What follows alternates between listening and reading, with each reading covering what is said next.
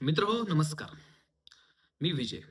आपलं स्वागत करतो बोल की भावा या YouTube चॅनलच्या एका नवीन व्हिडिओमध्ये. मित्रांनो, धनगर समाजानं 2014 साली भारतीय जनता पार्टीला राज्यात आणि राज्यात आणि देशात सत्ता दाखवली. जी जवळ-जवळ 15 वर्ष भारतीय जनता पार्टीच्या पदरी मिळत नव्हती जी सत्ता, ती धनगर समाजाने दाखवली असं म्हणतात. धनगर समाजानं 2014 साली पहिल्याच कॅबिनेटमध्ये तुम्हाला आरक्षण देतो असं सांगणाऱ्या फडणवीसांनी धनगर समाजाचा आजही तितकीच फसवणूक आणि आजही तितकाच विश्वासघात केलेला आहे. या धनगर समाजातून येणारे कित्येक नेते आले, त्यांना कुजवले, त्यांना पुढे येऊन दिलं नाही. असे भरपूर घटना आहेत. आणि आज विषय सांगण्याचं कारण असंच आहे. काल जी मंत्रिमंडळाची बैठक झाली किंवा मंत्रिमंडळ स्थापन झालं, त्या मंत्रिमंडळामध्ये धनगर समाजाचा एकच चेहरा, तोही अजित पवारांच्या राष्ट्रवादीचे दत्तात्रय भरणे आहेत. ते अजित पवारांचे अत्यंत जवळचे आहेत. त्याच्यामुळं त्यांना याच्यामध्ये इंटरफाय करण्यात आलं किंवा त्यांना हे मंत्रिपद देण्यात आलं. ते धनगर म्हणून त्यांना मंत्रिपद दिलेलं नाही, तर ते अजितदादांचे खूप जवळचे आहेत, निकटवर्ती आहेत, त्यांच्या शेजारीचाच मतदारसंघ आहे. सो त्याच्यामुळे त्यांना त्या ठिकाणी मंत्रिपद दिलं. पण ठीक आहे, त्यांना एक धनगर समाजाला एक मंत्रिपद तर दिलं, परंतु भारतीय जनता पार्टीनं काय केलं? भारतीय जनता पार्टीनं त्यांच्याकडे 2 आमदार होते. एक विधान परिषदेवरती आहेत, ते म्हणजे आपल्या कर्जत जामखेडचे रामभाऊ आणि दुसरे जे आहेत ते गोपीचंद पडळकर. आता राम शिंदे आणि गोपीचंद पडळकर या दोघांमध्ये कोण सीनियर असेल तर राम शिंदे. ठीक आहे, तुम्ही राम शिंदेना सुद्धा मंत्रिपद देऊ शकत होता, कारण त्यांना अगोदर मंत्रिपद दिलं होतं. परंतु या आत्ताच्या निवडणुकीमध्ये राम शिंदेचा थोडक्यात एक 1,500 1200 मतांनी पराभव झालेला आहे आणि ते विधान परिषदेवरती ऑलरेडी आहे. तुम्हाला फडणवीसांचं असं म्हणणं आहे, की गोपीचंद पडळकरांना आम्ही मंत्रिपद दिलं नाही, कारण गोपीचंद पडळकर खूप अग्रेसिव्ह आहेत किंवा ते काय बोलतात त्याचं त्यांना भान नसतं. अरे बाबांनो, कोणासाठी बोलतात गोपीचंद पडळकर? त्यांचं काही वैयक्तिक घरचं भांडण आहे पवारांशी किंवा आणि कोणत्या नेत्याशी? ते प्रस्थापितांच्या विरोधात बोलतात आणि तुमचा पक्षच तो आहे. तुम्ही पक्ष बदललाय आता. तुम्ही काय झाले, तुमची पक्षाची पद्धत बदलली. तुम्ही सत्तेत आला प्रस्थापितांच्या विरोधात लढून आणि आज तुम्ही प्रस्थापितांसोबतच सत्तेत आहात, हे लक्षात घ्या. आज तुमच्या मंत्रिमंडळामधले भाजपचे किती चेहरे आहेत? सगळे बाहेरून आलेलेच आहेत. बाहेरून आलेल्यांमध्येच क्वचित कुठेतरी बोटावर मोजणे इतकी भाजपचे लोक आहेत आणि या सगळ्यामध्ये आज धनगर समाजाचा एकही उमेदवार तुम्हाला मंत्री म्हणून महाराष्ट्रामध्ये असावा असं वाटलं नाही. तुम्ही बाकी सगळ्या समाजाला त्या ठिकाणी प्रोत्साहन देताय. बाकी सगळ्या समाजाची लोकं समोर घेताय. गोपीचंद पडळकर ठीक आहे, मग तो पहिल्यांदाच त्यांची टर्म होती, पण दुसरा चेहरा नव्हता ना तुमच्याकडे बीजेपीसाठी. एखादं राज्यमंत्री पदाचा तरी दर्जा त्यांना द्यायचा कमीत कमी. ठीक आहे, कॅबिनेटमध्ये अनेकांना वाटेल, की पहिल्यांदाच निवडून आला आणि ह्याला कशाला कॅबिनेट. ठीक आहे, कॅबिनेट बाजूला ठेवा, पण राज्यमंत्री पदाचा तर दर्जा द्यायचा ना. राज्यमंत्री पदाचा दर्जा दिला असता तर गोपीचंद पडळकरांचं आत्ताचं भवितव्य अजून उज्ज्वल झालं असतं. त्यांचं स्वतःचं राहू द्या, परंतु सांगली जिल्ह्यामध्ये एकही मंत्रिपद दिलेलं नाही. 5-6 आमदार, सगळे आमदार महायुतीचे, एकही मंत्रिपद दिलं नाही. इकडे आमच्या सातारा जिल्ह्याला 4 मंत्रिपदं दिलीत.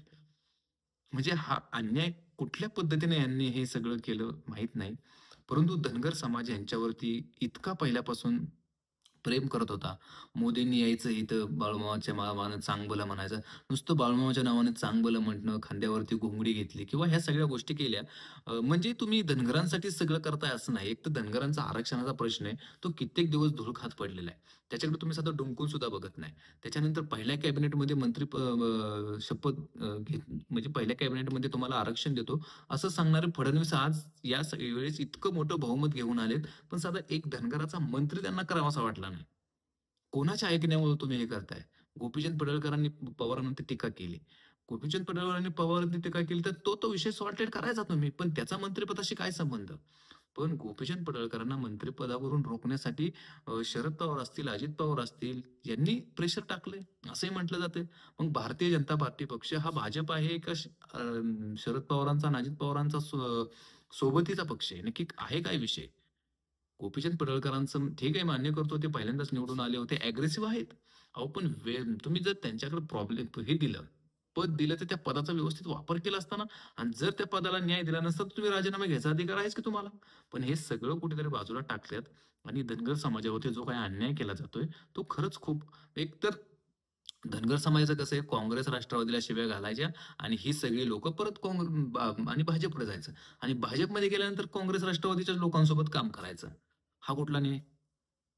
हा कुठला न्याय? आणि याच्यामध्ये जर धनगर समाज अडकला, एक तर धनगरांचे नेते नाहीत. आहे ते महादेव जानकर होते.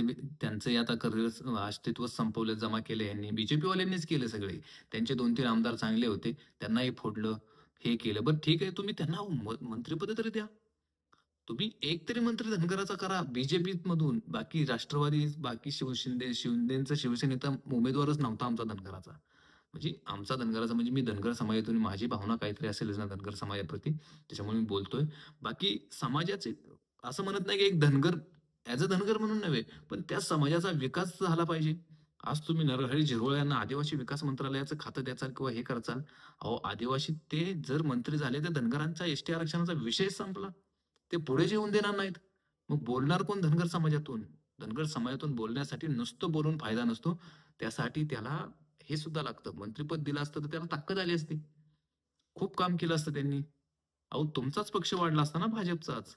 पण भाजपचा पक्ष भाजपला इतकं दिल्यानंतर भाजपनी अशी परतफेड करणं धनगर समाजाची ही अत्यंत वाईट गोष्ट आहे. त्याच्यामुळे एकच सांगतो, की अजूनही वेळ गेलेली नाही. विचार करावा. एखादं राज्यमंत्री पद का होईना, हे राम शिंदे किंवा गोपीचंद पडळकरांना द्यावं.